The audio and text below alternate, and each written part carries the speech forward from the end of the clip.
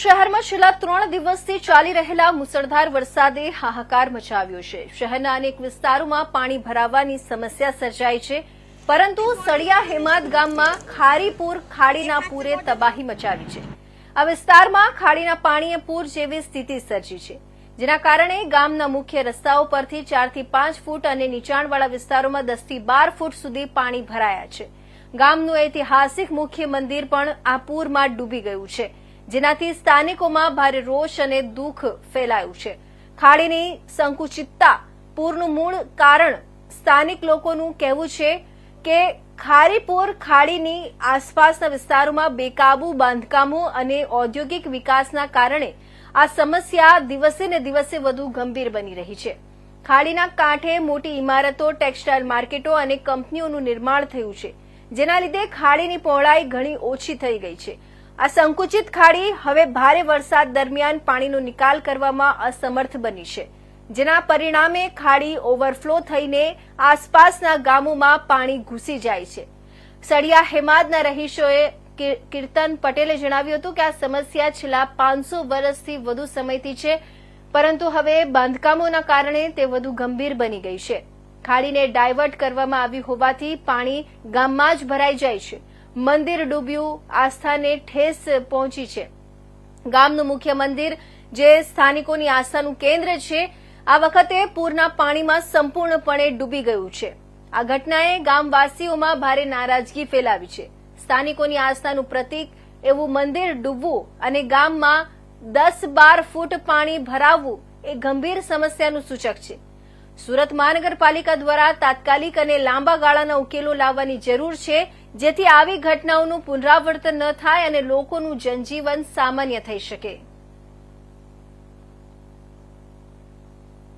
સુરતમાં લગાતાર 3 દિવસથી ભારે વરસાદ થયો છે। વરસાદ થતાની સાથે સુરતની જે નીચલા વિસ્તારો છે ને ખાડી પૂર આવ્યાનું સમાચાર મળી રહ્યા છે, ત્યારે સુરતના દર વર્ષે આ સળિયા હેમદ ગામ છે, તમે જોઈ શકો છો, આ એનો મુખ્ય રસ્તો છે। આ મુખ્ય રસ્તા પર એટલું પાણી ભરાવ્યું છે, પણ હાલ આના આગળની જે પરિસ્થિતિ છે ત્યાં જવાની લોકોને મનાઈ છે ને જઈ શકાય તેવી પરિસ્થિતિ પણ નથી। ત્યાં માણસ ડૂબી જાય એટલું પાણી ભરાયું છે। ગામ સ્તરનું એક મંદિર છે, મંદિર પણ એમાં ડૂબી ગયું છે। આ દર વર્ષે અહીં પૂર આવતા ખાડી પૂર થાય છે ને અહીં આ તકલીફ આ લોકોને એટલે છે, સ્થાનિકોનું એમ કે છે જ્યારથી આ વિસ્તારમાં આ ગામની આજુબાજુ જે ખાડીની આજુબાજુ કંપનીઓ, ઇન્ડસ્ટ્રીયલ ને ફેક્ટરીઓ અથવા આ ઓફિસો, જે ટેક્સટાઇલ માર્કેટો ઊભી કરવામાં આવી છે, ત્યાં ખાડી નાની થઈ જવાના લીધે આ પાણીનો ભરાવ થઈ રહ્યો છે।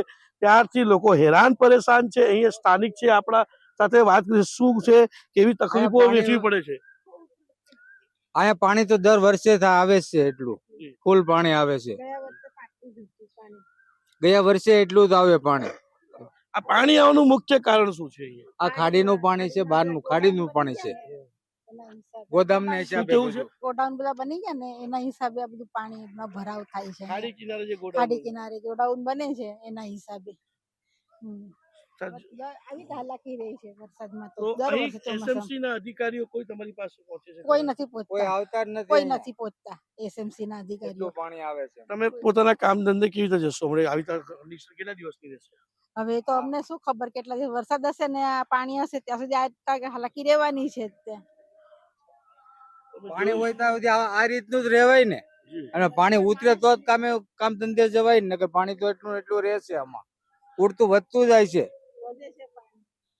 તમે જોઈ શકો છો, લોકોને ઘણી મુશ્કેલીનો સામનો વેઠવો પડ્યો છે। અહીં લોકો પોતાના કામ ધંધે પણ નથી જઈ શકતા। આ જે પાણી છે, મુખ્ય રસ્તા પર પથરાયેલું પાણી છે, આના આગળ લોકોએ અમને જવાની ના પાડી છે। માણસ ડૂબી જાય એના કરતા વધારે પાણી છે। ગામ છે આગળ, એ સળિયા હેમદ નામનું જે ગામનું મંદિર છે એ પણ ડૂબી ગયું છે। એવા વિડીયો સોશિયલ મીડિયા પર નાખવામાં આવ્યા છે। ગામના લોકોને સુરત મહાનગરની ટીમ પણ અહીં આવી હતી, તે લોકોને કેટલા રેસ્ક્યુ કર્યા હશે એ પણ હજુ જાણકારી નથી। ઘણા લોકો ગામમાં છે જે ફસાયા છે।